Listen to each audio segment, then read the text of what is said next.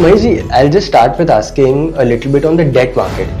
आप 26 साल से इंडस्ट्री में हैं, राइट? आपने देखा एवोल्यूशन कैसे हुआ डेट मार्केट का, तो अगर आप थोड़ा शेयर करेंगे हमारे साथ that how has the debt and bond market. तो जनरली हम लोग जब देखते थे कॉर्पोरेट बॉन्ड, जब जीसेक में लोग ट्रेड करते थे तो उसमें फिजिकल डिलीवरी हुआ करती थी, राइट? एंड जो क्लाइंट पेमेंट करता था वो काउंटर पार्टी को पेमेंट करता था। ग्रेजुअली मार्केट डेवलप होता हुआ फिर एनडीएस ओम आया 2005 में।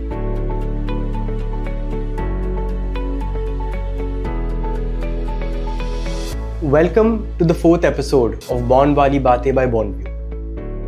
Today we have someone who is very well known in the financial services industry, working with all large institutions, corporates, family offices, ultra HNIs, banks, name it. He's been in the sector for the last 26 plus years, and today he joined us to share his insights on fixed income investing and how bonds can be used to generate smart returns and to create long-term wealth. We have with us today a member of Om Capital, Mr. Mahesh Agarwal, who will today talk to us about how bonds can be used to create smart returns and hence generate wealth, what papers or what bonds to invest in and how to actually understand which are the right ones to invest, and third and the most important, how to hold on to few philosophies in investing which really helps in the long term. Mahesh ji, I'll just start with asking a little bit on the debt market. आप 26 साल से industry में हैं, right? आपने देखा evolution कैसे हुआ debt market का, तो अगर आप थोड़ा शेयर करेंगे हमारे साथ that how has the debt and bond market evolved over time 1990s से लेकर अब तक, क्या एवोल्यूशन रहा है डेट मार्केट का? थोड़ा सा हमें हिस्ट्री बताइएगा डेट मार्केट का। Vedant, my journey started in the bond market from 99. So that time we used to deal with the government securities and some portion of the corporate bonds. तो generally हम लोग जब देखते थे corporate bond, जब G-sec में हम लोग ट्रेड करते थे तो उसमें फिजिकल डिलीवरी हुआ करती थी, राइट?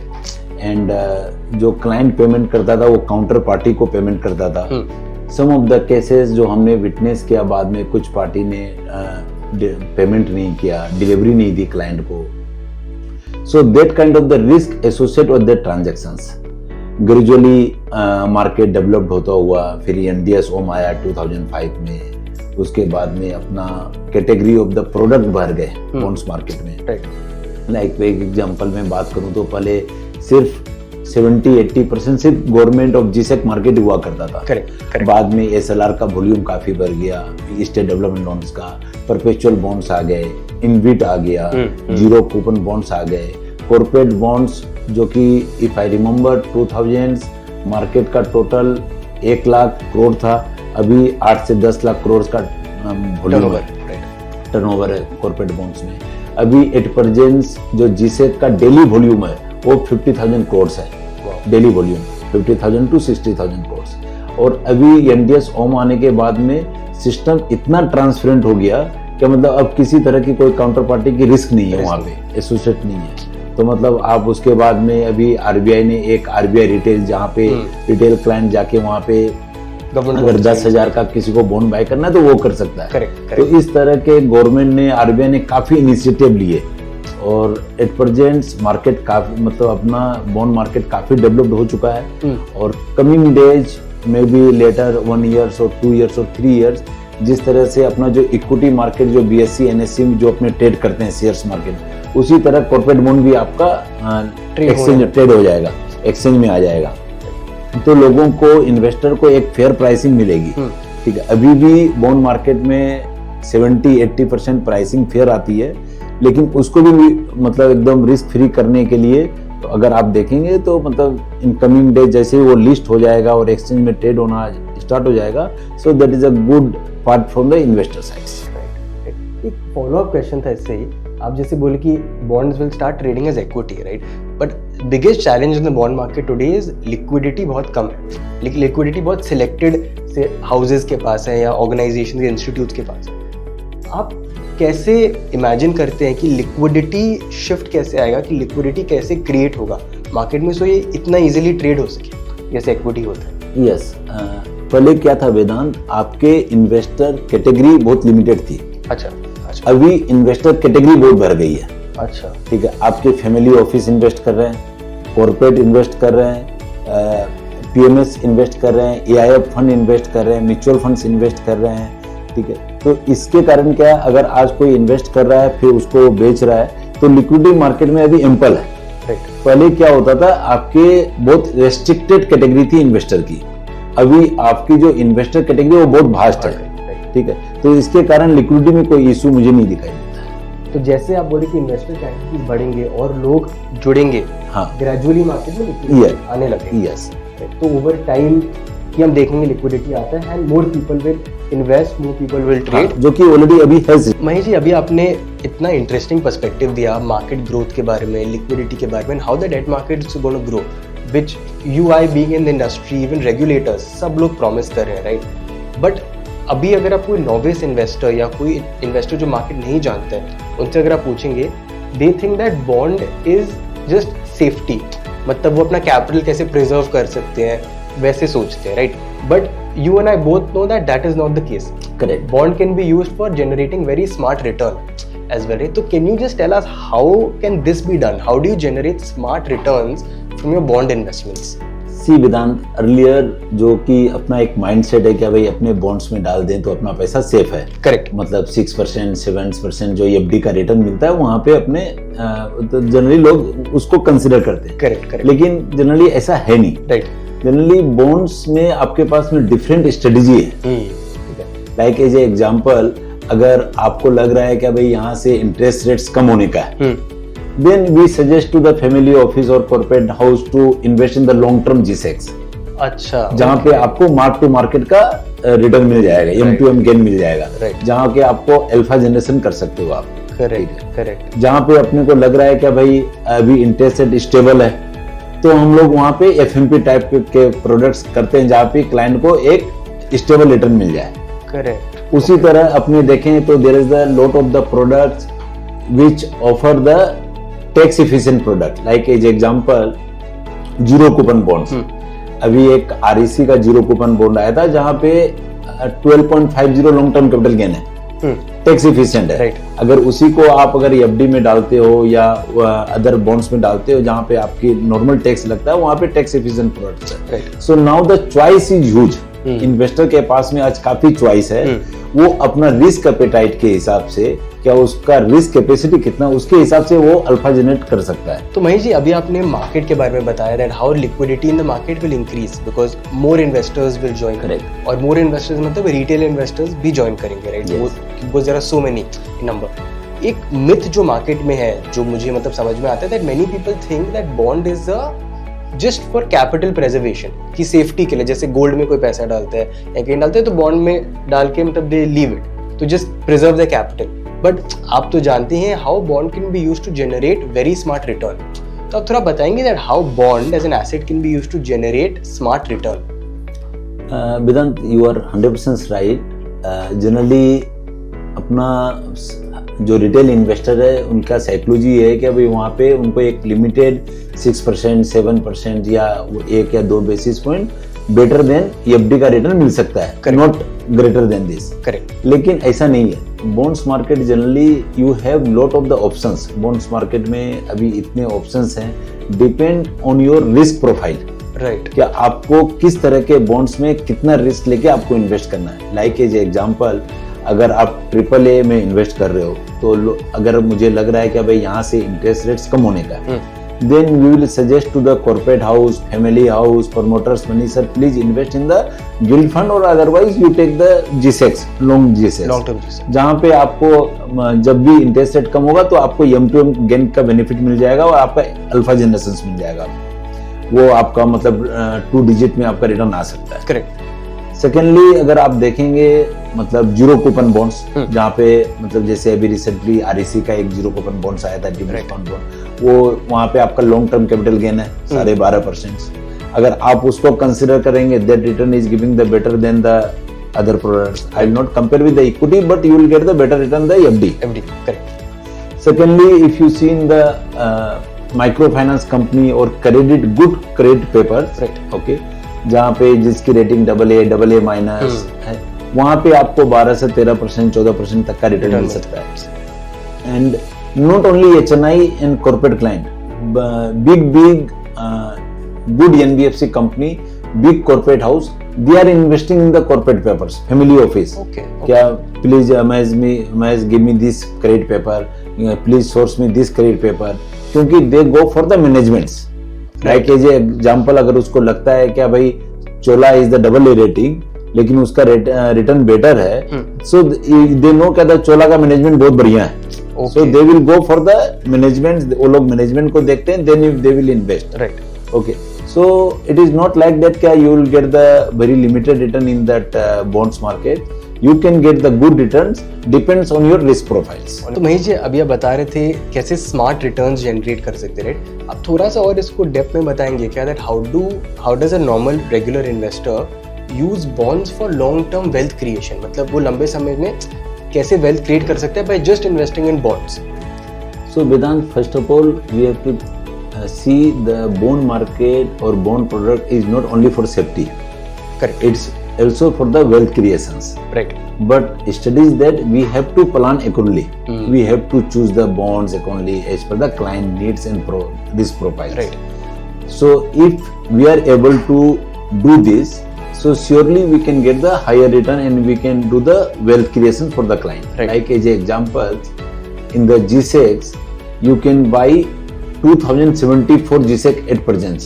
Okay okay. So 50 साल का G-Sec अभी आपके पास में मार्केट में अवेलेबल है। करेक्ट। और अभी आप को जो एज एग्जांपल 7% पे 50 साल का G-Sec आप लॉक कर रहे हो, 10 साल के बाद में, 5 साल के बाद में अगर इंडिया की 10 ईयर G-Sec की 4%, 5% होता है, तो वो अपॉर्चुनिटी अगर उस समय आप इन्वेस्ट करोगे तो री इन्वेस्टमेंट रिस्क है। राइट। तो 50 साल का इन्वेस्टमेंट अभी आप प्लान करके अभी आप अपना यील्ड लॉक कर रहे हो। लॉक करें। ठीक है, ये कहीं भी नहीं है Correct. दूसरे कहीं कोई प्रोडक्ट में। दूसरा एक G-Sec स्ट्रिप है, वो आपका जीरो कूपन की तरह ही ट्रीट करता है, लेकिन उसमें वो काम कैसे करता है, क्या लाइक अगर अभी आप 1 करोड़ रुपया डाल रहे हो तो 50 साल के बाद में वो 1 करोड़ आपका 100 करोड़ हो जाएगा या 150 करोड़ हो जाएगा, क्योंकि आपका जो इंटरेस्ट है आपको उसमें कंपाउंडिंग हो रहा है। करेक्ट। ठीक है, सो दैट इज, हम लोग उसको बोलते हैं G-Sec strip. That is a very very, मतलब अभी आज के दिन में बड़े बड़े प्रमोटर्स और कॉर्पोरेट ऑफिस, फैमिली ऑफिस में वो काफी सेल हो रहा है। तीसरा G-Sec जीरो कूपन बॉन्ड जिसको हम लोग बोलते हैं, वो भी आपका टैक्स एफिशिएंट है। करेक्ट। वहां पे आपका लॉन्ग टर्म कैपिटल गेन आप ले सकते हो, तो वहां पे आप मतलब आपका टैक्स एफिशिएंट प्रोडक्ट हो गया। उसी तरह आपका सोवन गोल्ड बॉन्ड्स हो गए। उसके बाद में आपके क्रेडिट बॉन्ड्स पेपर, जहाँ पे आपका रिटर्न 12%, 13%, 10% से 12-13% का रिटर्न आप जनरेट कर सकते हो। राइट। अगर आप बहुत अच्छी प्रमोटर्स हैं, अच्छे काफी प्रमोटर हैं, रिनाउंड प्रमोटर हैं, कंपनी मतलब अच्छा काम कर रही है, और मतलब अभी लास्ट 5-6 साल में मैंने ऐसा देखा है कि क्रेडिट सेगमेंट इतना ज्यादा मतलब अभी फ्लेवर में चल रहा है। बड़े बड़े कंपनी, बड़े बड़े corporate house, they are investing in the credit papers.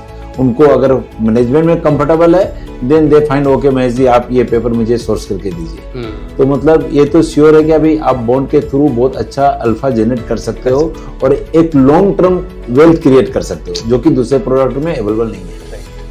तो उसके बेसिस पे कंपाउंडिंग का, जैसे फ्यूचर यील्ड को अभी लॉक इन कर लिया, उस बेसिस पे, और क्रेडिट पेपर जो थोड़े हाई यील्डिंग होते हैं जिसमें रिस्क भी मिनिमल है, राइट? अब AA हो गए जैसे, तो उसमें इन्वेस्ट करके good background of the promoters, good background promoter, तो ड्यू डिलिजेंस तो बहुत ही जरूरी है। राइट। और आप जिन लोगों से काम करते हैं, एडवाइस करते हैं, आप वैसे तो एडवाइस करेंगे नहीं कभी, इट्स ऑलवेज दैट अच्छे पेपर्स ही एडवाइस करते हैं। और सिंस अपना ओम कैपिटल में अपना मतलब जितने भी अपने लोग हैं और अपनी कंपनी स्टार्ट ही बॉन्ड मार्केट से हुई है, करेक्ट, तो यहाँ पे जितने भी अपने RM हैं, जितने भी लोग हैं, बॉन्ड मार्केट अपने सबके ब्लड में है। करेक्ट। तो हम लोग को पता है बॉन्ड्स मार्केट के। Correct correct. और उस हिसाब से ही वो क्लाइंट को एक्चुअली दिखता है जब आप उनसे बात करते हैं, एडवाइस करते हैं। आपने बहुत अच्छी बात बोली actually. I think that's a very interesting way to create long term.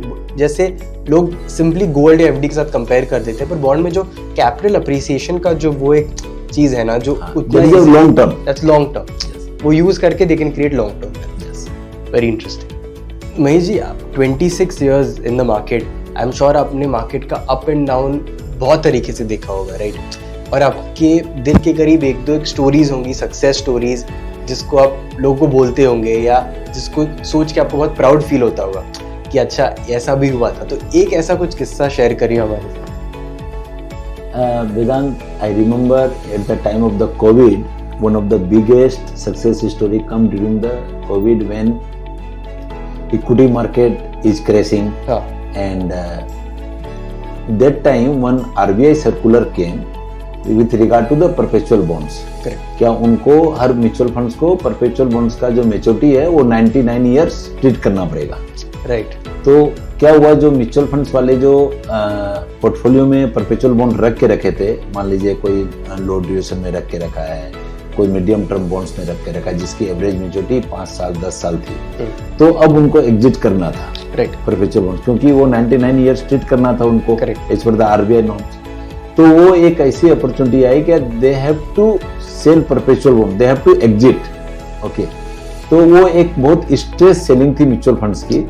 तो as a example, I remember that day 2020 the SBI perpetual bond was trading at 10 to 11%. Oh. PNB trading was 15%. Yes. So since our own capital, we have the very great reach across all the client category like corporate house, promoters money, family office. तो हमने सब आदमी को perpetual bond दिखाया क्या sir ये paper आपको 8% का पेपर 15% भी मिल रहा है। तो उस टेन्योर में लास्ट उस पीरियड में नेक्स्ट 6 महीना हमने इतना काम किया दिन रात, मतलब इंडिया में कम से कम हम लोग ये बोल सकते हैं कि 70-80% काम ओम कैपिटल ने परपेचुअल बॉन्ड्स में हमने किया है। तो उसके बाद में हम लोगों का ऐसा रीच हो गया परपेचुअल बॉन्ड्स में कि अभी अब कोई भी इन फ्यूचर में कोई भी परपेचुअल बॉन्ड्स कोई भी बैंक लेके आता है तो दे कॉल अस क्या भाई महेश जी आप कितना करोगे, आपको क्या लगता है परपेचुअल बॉन्ड्स में। तो we have build our strength across the perpetual bonds में, और वो स्ट्रेंथ ऐसा है कि अभी आज के दिन में कोई भी परपेचुअल बॉन्ड्स अगर इशू होते हैं तो touchwood they call us and उसका 40-50% पूरा इशू का साइज अपने एबल हैं उस कैटेगरी को फुलफिल करने के लिए और इन्वेस्ट करवाने के लिए क्लाइंट के साथ। तो वो एक सक्सेस स्टोरी था जो अपने मतलब एक अच्छा लगता है कि भाई चलो इस चीज में हमारा बहुत अच्छा मास्टरी है। अगर आज के दिन में इंडिया में किसी को भी कोई व्यू लेना रहेगा या अगर किसी को सेल भी करना रहेगा perpetual funds, so Om capital is the first company जहां पे कॉल आएगा सबसे पहले क्या भाई ये बॉन्ड हमारे पास में महज हमको बेचना है। Very interesting. और ये कोविड के समय जिसमें लोग इतने ही मतलब परेशान थे, बहुत नया माहौल था सबके लिए, राइट, और उस समय हमने कैसे अपॉर्चुनिटी देख के यूटिलाइज किया मार्केट में, that is a very great opportunity for us. That's very interesting. और कैसे वो अब हमारे लिए कोर बन गया है। तो कैसी कभी कभी परिस्थिति जब ठीक ना हो कैसे एक अपॉर्चुनिटी निकल के आ जाती है, इसका बहुत अच्छा एग्जांपल है। That's very inspiring. भाई जी, अब हम अपने पॉडकास्ट में पूरे एंड की तरफ आ रहे हैं। कितनी इंटरेस्टिंग बात है आपने बताई है, from your liquidity creation to कैसे वेल्थ क्रिएट कर सकते हैं, to your success stories personally, और बहुत इंस्पायरिंग रहे। बट अब थोड़ा रैपिड फायर क्वेश्चन है हमारे लिए जिसका हम फास्ट आंसर आप बताइएगा और मतलब देखते हैं कि कैसे जाता है। तो मेरा पहला क्वेश्चन आपके लिए एक्चुअली है कि लोग यूजुअली कंफ्यूज रहते हैं बिटवीन मार्केट को टाइम कैसे करें या एसेट एलोकेशन करें। तो what is your say between market timing and asset allocation? Always Vedant, I believe in the assets allocations. अगर अपना एसेट्स एलोकेशन सही है तो फिर मार्केट टाइमिंग का कोई मतलब नहीं है। करेक्ट। अगर मुझे मालूम है कि मैं सही प्रोडक्ट सही जगह पे इन्वेस्ट करके रखा हूँ, सही टाइम फ्रेम के लिए रखा हूँ, राइट, तो assets allocation is more important then market timing. That's very truly said. My second question to you is, lot of seasoned investors mistakes बनाते हैं, right, बॉन्ड मार्केट इन्वेस्टमेंट करने में। तो एक क्या कॉमन मिस्टेक है ऐसा जो आप देखते हैं जो लोग अवेयर हो सके? Like as example chasing yield, कि अपने यील्ड को चेज कर रहे हैं without investing the credit risk. Correct. Generally क्या होता है भाई, अपने कोई प्रोडक्ट में इन्वेस्ट कर रहे हैं, right, और अपने जनरली लोग जो कंफ्यूज या रिस्क ले लेते हैं वो यील्ड को देख के रिस्क लेते हैं। करेक्ट। कि भाई अगर उसको ज्यादा यील्ड मिल रहा है तो वो वहाँ इन्वेस्ट कर लेते हैं। लेकिन एज ए ओन कैपिटल हम लोग कभी ऐसा नहीं करते। लाइक एज एग्जांपल, अगर इंडिया में 700-800 PMS है तो हम लोग कुछ 30 या 40 PMS ही सजेस्ट करेंगे, हम लोग 8 या 10 AIF ही सजेस्ट करेंगे। म्यूचुअल फंड्स में भी हम लोग सिर्फ रिटर्न के हिसाब से क्लाइंट को सजेस्ट नहीं करते हैं। So we will see the lot of the parameters behind that. Correct. क्या भाई उस फंड का एक्सपेंस रेशियो क्या है, उसका इनर पोर्टफोलियो क्या है, सो वो सारा चीज हम लोगों के लिए ज्यादा इम्पोर्टेंट है। तो हम लोग कभी भी यील्ड को चीज नहीं करते, यील्ड को चेंज नहीं करे, समझ के कंपनी और पूरा अंडरस्टैंडिंग प्रोडक्ट करके फिर प्रोडक्ट अंडरस्टैंडिंग करके फिर इन्वेस्ट करो। That's very interesting. I think बहुत जने मिस्टेक बनाते हैं। Yes definitely. मेरा तो तीसरा रैपिड फायर है कि इतने मैक्रो इकोनॉमिक इंडिकेटर्स है ना, लोग कभी कभी कंफ्यूज हो जाते हैं। एक क्या इंडिकेटर है जिसको आप फॉलो करते हैं बहुत क्लोजली? मेनली बॉन्ड्स मार्केट में फिक्स्ड इनकम में इन्फ्लेशन एक ऐसा पैरामीटर है जो कि वो सब चीज को कनेक्ट कर देता है, कंट्रोल करता है। तो उसको हम लोग बहुत पैरामीटर को बहुत क्लोजली देखते हैं। ठीक है, यूएस का इन्फ्लेशन क्या आ रहा है, इंडिया का इन्फ्लेशन क्या आ रहा है, वो हम लोग हिस्ट्री भी पूरा चेक करते हैं। उसके हिसाब से हम लोगों को एक फ्यूचर फोरकास्ट का एक आइडिया मिल जाता है। तो क्विकली अगर आप बताएंगे, जब इन्फ्लेशन जैसे बढ़ता है तो इंडियन मार्केट कैसे रिस्पॉन्ड करता है और वाइस वर्सा कैसे होता है? लाइक एज एग्जांपल, अगर इन्फ्लेशन बढ़ता है आपका, तो यील्ड जो है, यील्ड का भी मोमेंट बढ़ जाएगा। हाँ, तो उस समय जैसे ही हम लोग अगर हिस्ट्री को चेक करते हैं और डाटा को अगर हम लोग अपने उसको मॉनिटर करते हैं, और जैसा ही हम लोग को लग रहा है कि अभी इन्फ्लेशन बढ़ने वाला है, तो हम लोगों को क्लाइंट को बहुत एग्रेसिव बाइंग नहीं करवाते। राइट, ठीक है, फिर हम लोग बोलते हैं सर रुक जाइए, अपने क्रेडिट पॉलिसी देख के ही या डाटा देख के फिर इन्वेस्ट करते हैं। अच्छा, got it. So inversely proportional हो गया from inflation to bond price. Correct, inflation बढ़ा तो बॉन्ड प्राइस घट गया and inversely proportional, right? Yes, inflation बढ़ेगी तो यील्ड भी बढ़ेगी, यील्ड भी बढ़ेगा और बॉन्ड प्राइस रिड्यूस हो जाएगा इन दैट केस जब यील्ड बढ़ेगा। Yes, yes. फोर्थ क्वेश्चन मेरा है कि आपका एक कैसा कोर प्रिंसिपल या फिलॉसफी जो आपको बहुत हेल्प किया है in your tenure in the market, और आपका एक सीक्रेट इंग्रेडिएंट क्या है जो आपको रिलेशनशिप बनाने में इतना हेल्प करता है? वेदांत, जो हमारी फिलॉसफी है कंपनी की, तो हम लोग अपने कोर वैल्यू पे बहुत क्लोजली उसी के हिसाब से पूरी कंपनी काम करती है।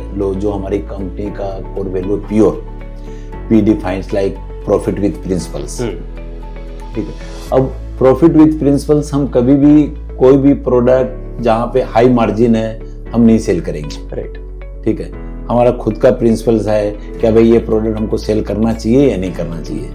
ठीक है, उसके बाद में अगर अपने देखें तो अनबायस्ड एडवाइस, अगर अपने देखेंगे, अब हम लोग कभी भी बहुत ज़्यादा जनरली भी work on the advisory model, क्या हम अपने बुक में स्टॉक नहीं रखते। करेक्ट, ठीक है, अगर वो हम रखना स्टार्ट कर देंगे तो हम बायस्ड हो जाएंगे, हम अपना ही बॉन्ड क्लाइंट को रेफर करेंगे। राइट, ठीक है, अदरवाइज फिर हम क्या करते हैं कि भाई हम क्लाइंट को ना एक अनबायस्ड एडवाइस देते हैं। सो भाई हमको तो क्लाइंट बिजनेस देगा, हम फिर हमारा जॉब ये रहता है कि भाई जो क्लाइंट के लिए बेस्ट सुटेबल प्रोडक्ट है, जो बेस्ट यील्ड पे अवेलेबल है और जो रिस्क फ्री है, तो अगर जिस दिन फिर हम अपना बॉन्ड रखना स्टार्ट कर देंगे तो हम बायस्ड हो जाएंगे। राइट, फिर उसके बाद में फिर जो अपने थर्ड है हमारा रिलेशनशिप ऑर्गेनाइजेशंस, तो हमारे जितने भी रिलेशनशिप है इंडिया में, ऑल इंडिया क्लाइंट में, हमारे रिलेशनशिप वो 25 साल 30 साल 50 साल पुराने हैं। राइट, ठीक है, अगर उसके पापा काम कर रहे थे तो उसका बेटा भी काम कर रहा है हम लोगों के साथ में, तो वो ट्रस्ट हम लोगों का हमेशा काम है।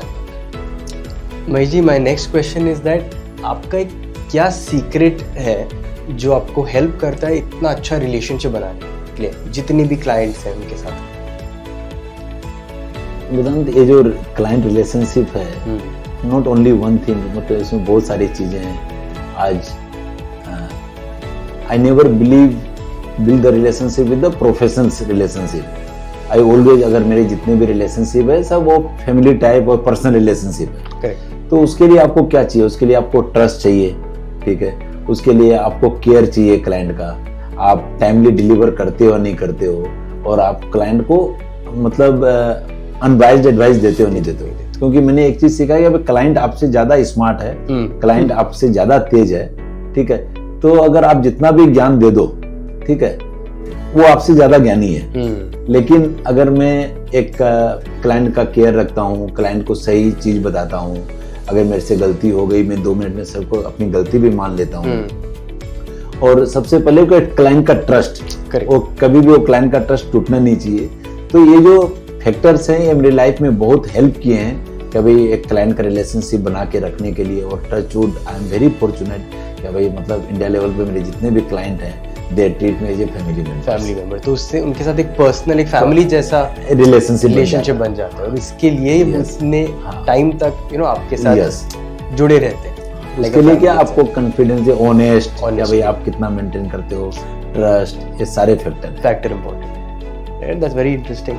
और मेरा लास्ट क्वेश्चन आपसे रहेगा कि अगर आप wealth management, fixed income, financial services में नहीं रहते तो आप कौन सा प्रोफेशन चूज करते और क्यों? वेदांत, ये शायद किसी को पता नहीं है, मैं आज बता रहा हूँ, पर मैं डॉक्टर बनना चाहता था। मेरी इच्छा थी कि मुझे डॉक्टर बनना है। 12th तक, जब 12th और मैंने ग्रेजुएशन किया, उसके बाद में मेरी मतलब काफ़ी इच्छा थी, लेकिन किसी कारणवश में बन नहीं पाया। क्योंकि मेरी हमेशा एक इच्छा थी कि भाई मेरी डीप डिजायर होती है ना कि लोगों का हेल्प करना। करेक्ट। तो एक मेरा डॉक्टर बनने का काफ़ी इच्छा था। तो आपको लगता है कि कभी आप वापस पढ़ पाएंगे डॉक्टर के लिए? अब तो मैं ट्राई करूंगा, अगर माय सन्स, अगर मैं उसको इंस्पायर करूंगा, अगर वो बन जाए तो वो बन जाए डॉक्टर। तो हाँ, उस हिसाब से एटलीस्ट फैमिली में एक जन तो रहेगा डॉक्टर। That's lovely. पर महेश जी, आपके साथ बात करके बहुत अच्छा लगा। कितनी चीज़ें मुझे सीखने मिली है आज तो, from so many things, from market to asset allocation to market को कैसे समझना चाहिए और फिर इन्वेस्ट करना चाहिए। और सबसे ज़्यादा ज़रूरी, जैसे आपने बोला कि जिनके साथ भी काम करो ऑनेस्टली और ट्रूथफुली काम करो उनके साथ, तो वो आपके साथ लंबे समय तक ऑटोमेटिकली जुड़े रहेंगे। मतलब काम पे फोकस करो, रिजल्ट अपने आप ही अच्छा आएगा। मतलब सही काम, और वही उनका कोर वैल्यू है, वही उनका कोर वैल्यू है। और वही हम एक्चुअली अब बॉन्डव्यू के थ्रू भी लाना चाहते हैं, क्योंकि अब जो डिजिटलाइजेशन हो रहा है पूरे फिक्स्ड इनकम मार्केट का, ग्रेजुअली जो होगा वो बॉन्डव्यू के थ्रू लाएंगे ग्रेजुअली, और लोगों को जोड़ेंगे ताकि वो बॉन्ड में इन्वेस्ट कर सके अच्छे से, समझ के पहले, और ग्रो कर सके। I tell you one more things Vedant, जब आपने पूछा था भी आप लोग का सक्सेस स्टोरी क्या है, so I remember that same time in Covid times there was कुछ पेपर्स में डिफॉल्ट हुए थे इंडिया में, एंड होम कैपिटल के जितने भी क्लाइंट थे, अपने एक भी इन्वेस्टर के पास में हम लोग उस फंड में इन्वेस्टमेंट करा के नहीं रखे थे। अच्छा, ऐसे उसका ये रीजन नहीं था कि हम लोग का मतलब हम लोग को पता था पहले से। हम लोग का बॉन्ड्स मार्केट में इतने सालों का जो एक्सपर्टाइज था, ठीक है, वो एक्सपर्टाइज हम लोग को काम आया कि भाई हमको कब कौन से फंड में शिफ्ट करवाना है। Thank you so much. आपसे आज कितना कुछ सीखने को मिला, from markets to asset allocation कैसे करना चाहिए, मार्केट को कैसे समझ के इन्वेस्ट करना चाहिए, और कैसे वेल्थ क्रिएट करना चाहिए बॉन्ड इन्वेस्टमेंट। आई थिंक हमारे जितने भी दर्शक है, जितने भी जन ये वीडियो देखेंगे, उनको बहुत कुछ सीखने से मिलेगा। And I think the most important चीज़ जो आपने बोला, इसकी कैसे बहुत ट्रूथफुली और ऑनेस्टली काम करें तो रिजल्ट ऑटोमेटिकली आएगा, लोग ऑटोमेटिकली जुड़ेंगे। तो हम प्रोसेस पे फोकस करें, रिजल्ट तो डेफिनेटली है। यस। तो आपने जो हमें समय दिया है इस इंडिपेंडेंस डे के अवसर पर, thank you so much. I think सबको बहुत अच्छा लगने वाला है। अगर आपकी कोई कंक्लूडिंग थॉट्स है तो प्लीज।